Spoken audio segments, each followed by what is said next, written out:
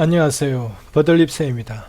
정민희 아버님께서 최근 9.18 편지라는 제목의 글을 올리셨습니다. 저는 그 글을 읽으면서 아버님께서 본 사건의 어문의 핵심을 매우 잘 짚어주셨다 생각되었습니다. 그것은 세 가지로 요약되는데, 첫째는 정민이가 언덕으로 굴러 넘어지고 다시 평지로 끌어올려졌다는 분명한 피해자 측의 구두 진술이 있는데도 불구하고 경찰분들은 이곳 언덕이 어디인지에 대한 현장 검증을 한 번도 하지 않았다는 것이었습니다. 사실 정민이가 언덕으로 굴러 넘어지고 다시 평지로 끌어올려진 사건은 정민이 사망 사건에서 매우 중요한 위치를 차지합니다. 그런데도 생생한 목소리로의 진술이 있는데도 불구하고 그 진술한 장소가 어디인지 경찰분들은 전혀 확인을 하지 않았다는 것입니다. 둘째는 337 달사진의 통화 장면입니다. 그 사진에는 정민이가 전혀 보이지 않습니다. 분명히 통화 내용에는 정민이가 술에 취해 있어서 깨우기 힘들다는 내용이었다고 합니다. 이는 통화 내용과 사진 내용이 분명히 다릅니다. 그런데 왜 그런지에 대해 경찰분들의 설명이 전혀 없었다는 것입니다. 확인 중이다만 해놓고 뚜렷한 확인 없이 그냥 내사 종결시켜버렸다는 것입니다. 셋째, 머리 뒤의 자혈창 2개와 우측 볼 부위의 근육 내 출혈이 생전에 발생한 손상이라 분명히 하였는데 직접적인 사인은 아니라고만 하였을 뿐, 왜 이러한 손상이 발생하였는지에 대해서는 조사를 전혀 하지 않았다는 말입니다. 이것이 사망에 어떠한 영향을 미쳤는지에 대한 그러한 조사가 전혀 없었다는 얘기입니다. 단지 물에 썰린 흔적이라는 설명만 있었던 것으로 합니다. 그런데 급류가 있는 곳도 아닌 곳에서, 물의 혈압이 매우 느리고 잔잔한 곳에서 물에 휩쓸려 머리 뒤의 전연창과 우측 볼 부위의 근육 내 출혈이 생겼다는 설명은 너무나 이치에 맞지 않는 이상한 설명이었습니다. 아울러 여기에 정민이 아버님께서 평소에 가지고 계셨던 의문인 한 가지 의문을 더 추가시키면, 왜 피해자는 4시 32분에 토끼굴을 빠져나올 때 셔츠와 바지와 신발이 모두 물에 흠뻑 젖어 있었나 하는 것입니다. 더군다나 이 사실은 피의자도 경찰도 그알도 다 숨기고 있는 것 같습니다. 이것이 아마도 사건의 핵심을 찌르는 의문이라서 그렇지 않나 생각됩니다. 피의자의 셔츠와 바지와 신발이 모두 물에 흠뻑 젖어 있다는 것은 바로 직전에 피의자가 한강 강물 속으로 옷을 입고 들어갔었다는 것 아니겠습니까? 더군다나 정민이가 물속에서 발견되었던 상황에서 말입니다. 그런데도 경찰분들은 여기에 대해서 더 조사를 진행하지 않으셨습니다.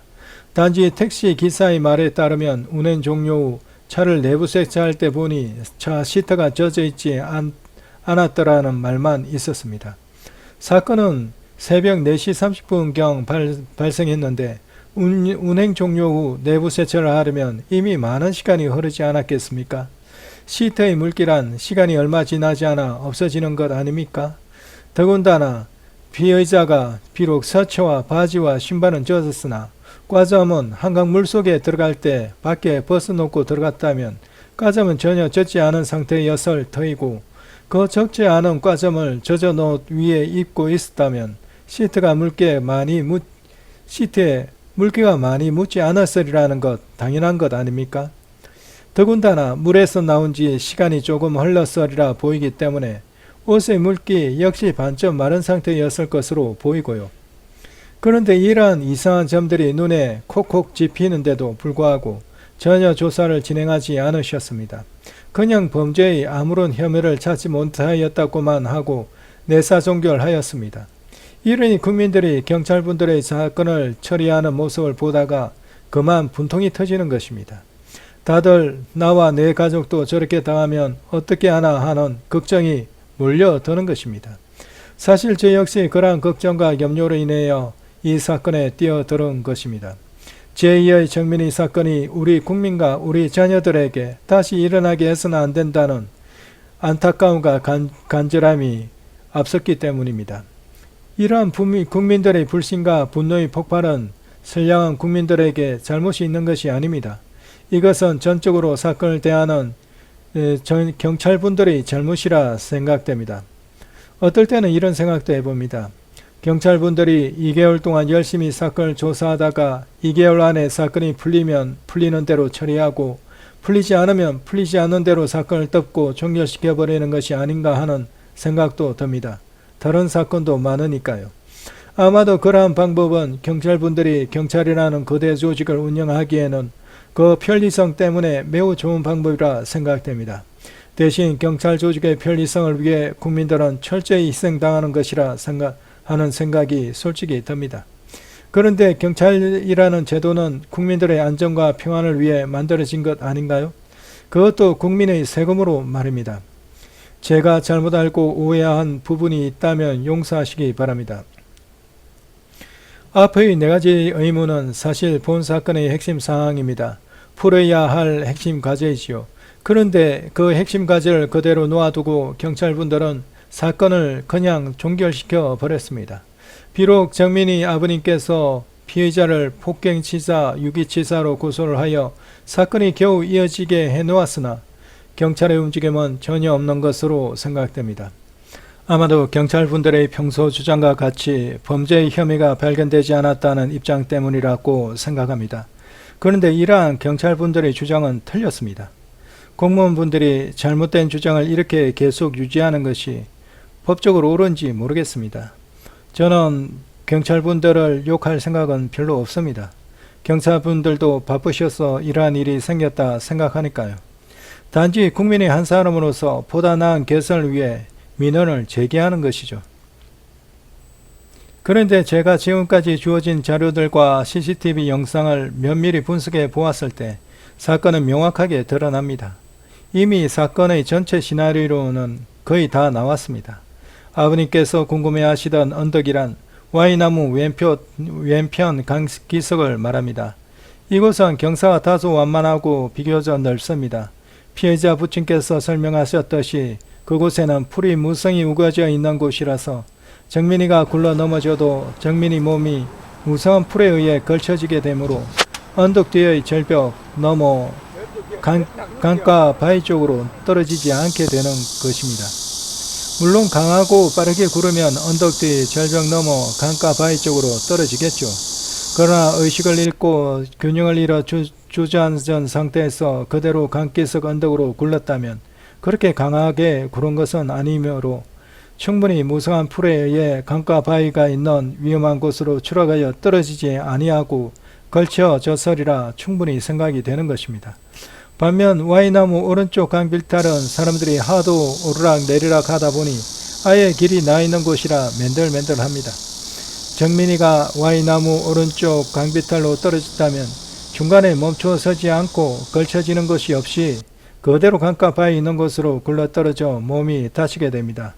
이는 그 아래 스턴트맨 실험을 통해서도 이미 증명된 사실입니다. 따라서 정민희 아버님께서 겉으로 궁금해하시던 언덕이란 Y나무 왼쪽편 강기슭임을 알 수 있습니다. 331은 Y나무 오른쪽 강비탈 쪽으로 떨어졌다 주장하는 입장이며 이는 3시 31분경에 발생하였다 주장하는 입장이므로 피의자의 3시 이전에 모든 과정이 발생하였다는 진술과도 정면 대치가 됩니다. 따라서 331은 완전히 틀린 가설임을 알 수 있습니다. 대신 149가 맞는 것입니다. 피의자가 진술한 정민이가 언덕으로 굴러 넘어졌고 다시 평지로 끌어올렸다는 진술은 바로 149를 설명한 것입니다. 드디어 언덕의 정확한 위치를 찾은 것입니다. 그런데 언덕의 위치를 이렇게 정확하게 찾다 보니 표면에 눈에 보이게 드러나는 것이 있습니다. 피해자의 진술 속에 거짓말이 내포되어 있다는 것입니다. 그것은 1시 49분 때의 CCTV 영상을 보면 정민이 핸드폰에 촬영된 148 영상을 서로 비교함으로써 CCTV상에서 피해자와 정민이를 분명하게 특정할 수 있는데 그 CCTV 영상을 확인해 본 결과 피해자의 진술처럼 정민이가 스스로 달려가다가 언덕에서 자빠진 것이 아니라는 것입니다. 이는 피해자의 완전한 거짓말이라는 것입니다. 피해자는 거짓을 말한 것입니다. CCTV 영상에서 확인되는 바로는 피해자가 달려가서 정민이를 가격하였다는 것입니다. 그 가격하는 힘에 의해 정민은 뒤로 밀려나 주저앉았고 잠시 후 시야에서 사라졌다는 것입니다. 여기서 피해자가 정민을 가격하였다는 것을 어떻게 알 수 있냐 하면 어떤 목격자의 목격담 때문입니다. 둘이 싸우다 정민이가 얼굴과 가슴 사이를 가격당한 후 뒤로 넘어가는 것을 봤다는 증언이 있습니다. 얼굴과 가슴 사이란 바로 정민군의 우측볼을 말하는 것이라 봅니다. 결국 언덕의 위치가 밝혀지자 덩달아 밝혀지는 것은 피해자에게서 정민이의 우측볼을 가격하였다는 사실이 드러나는 것입니다. 그러니 국가수 부검 결과 정민이의 생전에 우측볼의 손상이 있었다는 말이 그대로 들어맞는 것입니다. 왼손을 주로 쓰는 사람이 달려가면서 그 왼손으로 힘껏 정민의 오른쪽 볼을 가격하면 과연 국가수 부검 결과처럼 그러한 손상을 충분히 입을 만하다 봅니다. 국가수 부검 결과 그 표면을 볼 때는 우측볼 부위에서 경미한 표피 박탈을 관찰하였다 하였고, 내부를 들여보다 볼 때는 피하 출혈과 근육내 출혈, 구강 점막의 출혈을 관찰하였다 하였습니다. 이러한 소견은 주먹으로 강하게 가격당했을 때 나타난 손상으로 매우 적절합니다. 이로써 우측볼의 손상의 원인은 밝혀진 것입니다.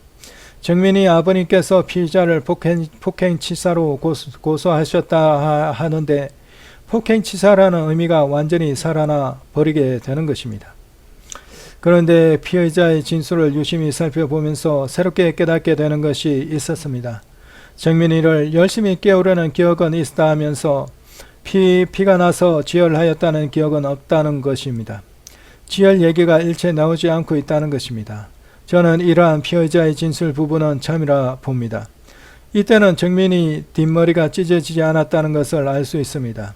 이를 충분히 생각할 수 있는 것은 정민이가 피의자의 왼쪽 주먹으로 강하게 정민이의 오른쪽 볼이 가격되어 그 충격으로 뒤로 밀려나 주저앉았지만 뒷머리가 땅에 부딪힌 것으로는 보이지 않는다는 것이며, 주저앉은 채 의식이 소실되어 균형을 잃게 되어 강기석 언덕으로 굴러 넘어졌으나 와이나무 왼쪽은 강기석 언덕은 풀로 무성하고 흙으로 되어 있기 때문에 머리를 찧을 일이 별로 없다는 것이며, 굴러내려가다 무성한 풀에 걸리게 되므로 더 아래 절벽 너머 바위가 있는 곳까지는 떨어지지 않은 것으로 보이므로 정민이가 바위에 부딪혀 뒷머리가 찢어질 리도 없다는 것입니다.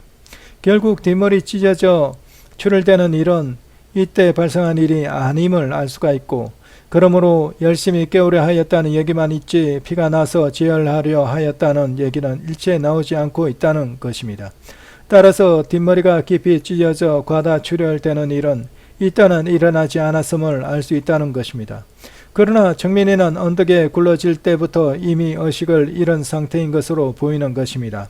의식을 잃었으니까 주저앉아 있다가 균형을 잃고 강기석으로 굴러 넘어지게 되는 것이고요. 그리고 그 의식을 잃게 된 원인은 피해자께서 왼쪽 주먹으로 정민의 오른쪽 볼을 강하게 가격함으로써 발생한 것으로 보이는 것이고요. 이러한 의식을 잃은 모습은 이후 2.18 때 적나라하게 나타납니다. 2.18의 모습을 잘 알 수 있게 해주는 것으로 세 가지 증거 자료가 주어져 있습니다. 3번 목격자가 촬영한 2.18 사진과 2.18의 또 다른 사진, 그리고 정민이가 뒤로 그대로 넘어지는 모습이 그대로 포착된 2.18 CCTV 영상입니다.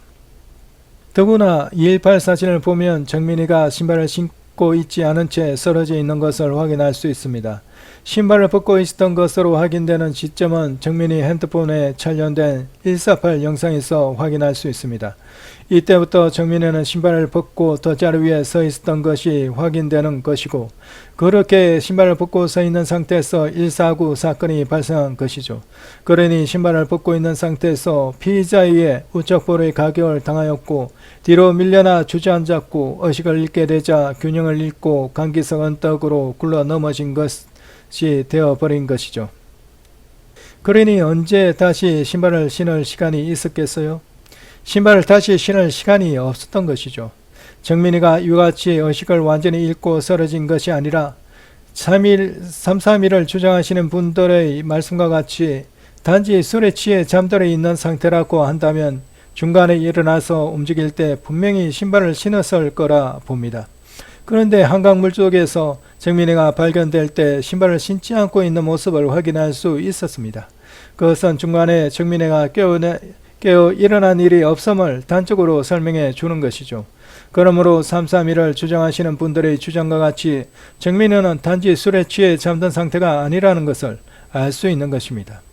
218 CCTV 영상의 모습을 정민이가 뒤로 그대로 꽈당하고 넘어지는 모습이라고 알 수 있게 되는 것은 3번 목격자의 목격담입니다. 3번 남자 목격자가 218 2시 18분 정민이가 뒤로 넘어지더라 하며 설명할 때 팔을 위로 들어올리며 뒤로 완전히 넘어가는 모션을 취하면서 설명하였습니다. 이로 인하여 정민이가 218 때 피해자에 의해 완전히 일으켜 세워지다 뒤로 그대로 넘어갔음을 알 수가 있고, 뒤로 그대로 넘어갔다는 것을 알 수 있는 또 다른 증거로는 218 CCTV 영상 자체에 있습니다. 이 218 CCTV 영상을 잘 살펴보시면 그 넘어지는 위치가 정확하게 또 다른 배수로 옆입니다. 이는 218의 또 다른 사진상 정민이가 쓰러져 누워있는 위치와 정확하게 일치합니다. 218의 또 다른 사진 역시 정민이가 또 다른 배수로 근처에 쓰러져 있음을 뚜렷하게 보여주고 있기 때문입니다. 그리고 218 CCTV 영상에서 넘어지는 정민이의 모습을 자세히 보면 정민이의 엉덩이 부분과 무릎 부분이 약간 굽혀져 있는 채 넘어지고 있음을 확인할 수 있습니다. 그런데 엉덩이의 굽혀진 방향과 무릎이 굽혀진 방향을 볼 때 정민이가 분명하게 뒤로 그대로 넘어지는 모습임을 확인할 수 있습니다. 따라서 이 두 가지 증거로 인하여 정민이는 218 때 피의자가 정민을 깨우려는 목적이었는지 일으켜 세우려다가 그대로 뒤로 넘어졌음을 알 수 있게 되는 것입니다. 정민이가 뒤로 그대로 꽈당하고 넘어지는 일이 발생한 원인 역시 정확히 피해자에 의해 발생하였다는 것입니다. 그런데 218 사진에서 매우 특이한 것을 하나 발견할 수 있습니다. 뒤로 넘어져 쓰러져 있는 정민이의 왼쪽 머리 뒤로 뭔가 하얀 수건 같은 것이 덧대어져 있다는 것입니다. 이런 하얀 수건 같은 것은 꼭 정민이 핸드폰의 148 영상 속에서 보였던 피의자 가방 속에 있던 하얀 수건과 같은 것과 너무나 유사하다는 것입니다.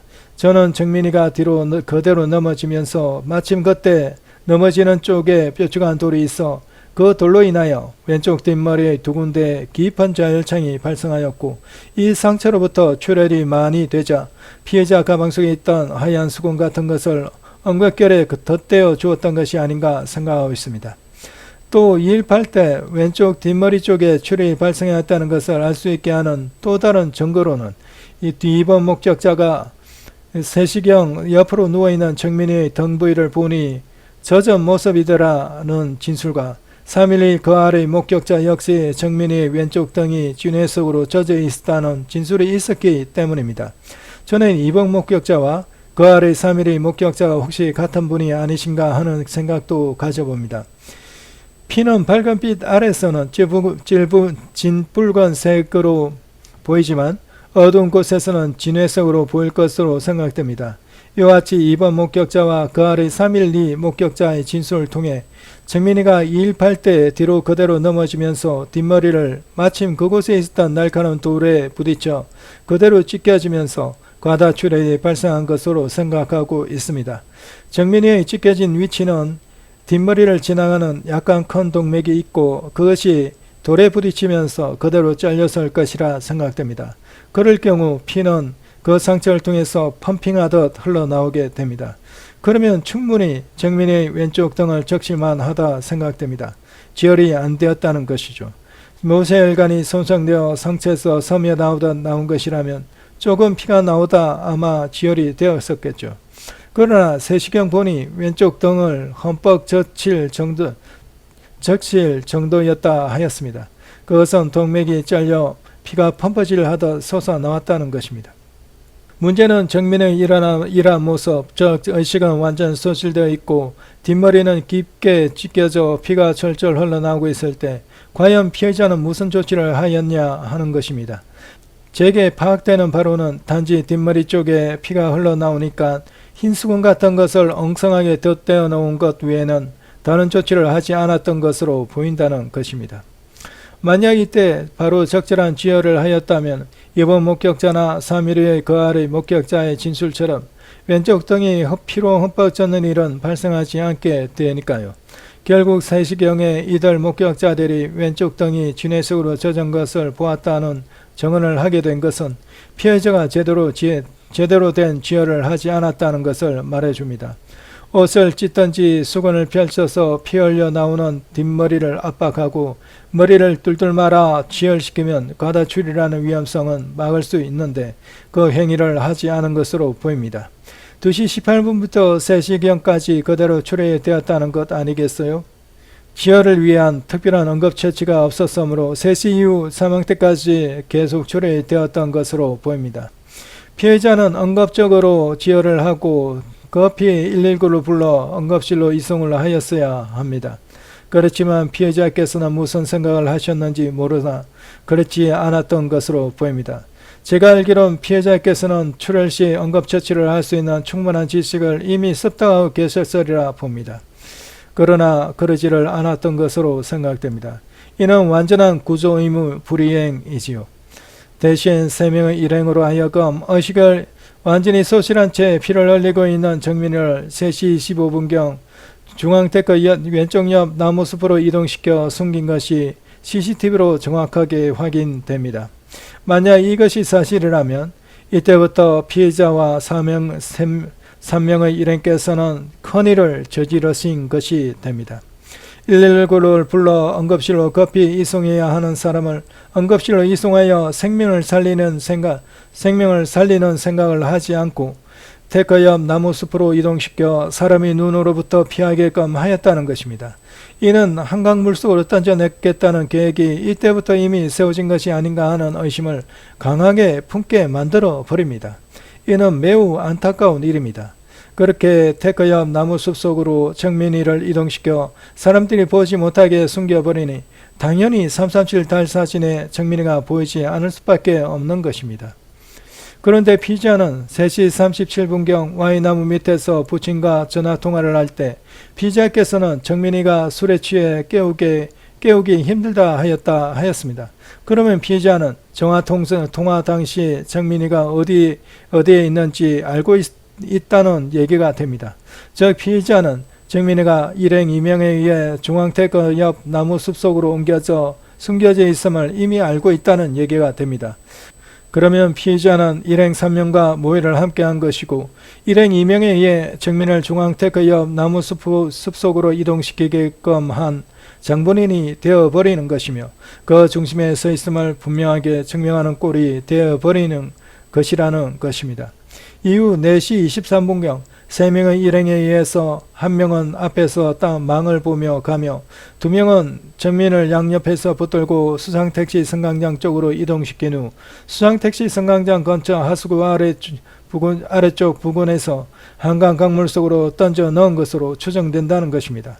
이렇게 한강물 속에 던져 넣어짐으로 당연히 첨벙 또는 팡 하는 소리가 났을 터이고 이 소리를 그 근처를 지나던 고3 유학생이 들었던 것이고 7번 목격자들이 들었던 것이라 봅니다. 이때 비록 정민은 의식을 잃은 상태이고 뒷머리가 찢어져 피가 나고 있는 상태이지만 숨은 붙어있는 상태이고 아직 살아있는 상태였다는 것입니다. 그런데 그 던져진 곳은 물이 얕은 곳이었습니다. 그러니 정민이가 떠내려 가지 못하고 날이 밝으면 발견될 수 있으니 부득이하게 누군가 급히 한강 강물 속으로 옷을 입은 채 들어가 정민이를 한강 깊은 곳으로 끌어 이동시켜야 하였던 것으로 생각됩니다. 정민이는 물속에서 더 깊은 곳으로 끌려 이동되면서 익사로 사망 직전 자신을 끌고 이동시키던 사람의 서초를 손으로 무의식 중에 잡았고 그러나 결국은 물속에서 사망한 것으로 생각됩니다. 그리고 그렇게 정민을 한강 물속으로 끌고 들어가면서 그 모습이 7번 목격자들에게 목격당해 버린 것이라 봅니다. 이러므로 정민이 아버님께서 유기치사로 고소하였다는데 그것 또한 성립이 되어 버리는 것입니다. 비록 7부 목격자들은 목격 시점을 4시 40분으로 특정했지만 그것은 시간에 대한 기억 오류가 있었다고 보는 것이고요.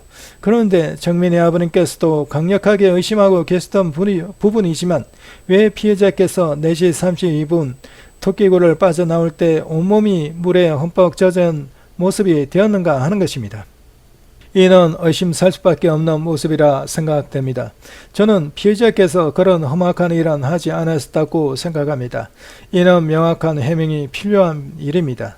따라서 피해자께서는 억울한 오해를 당치 않도록 부디 이러한 국민적 의심에서 벗어날 수 있도록 이에 대한 명확한 해명을 해주시기를 진심으로 부탁드립니다. 이러한 국민적 의심 속에서 블랙아웃은 묵비권 행사로 오해되기 쉽습니다.